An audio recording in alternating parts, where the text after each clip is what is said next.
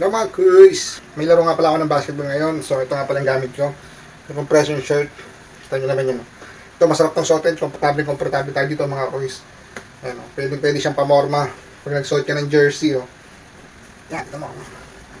Nag-iibo ako.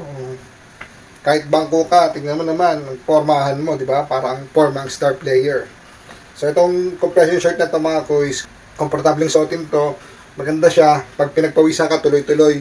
Tsaka yung laki ng tiyan ko, medyo nawala siya nung nagsuot ako ng compression shirt.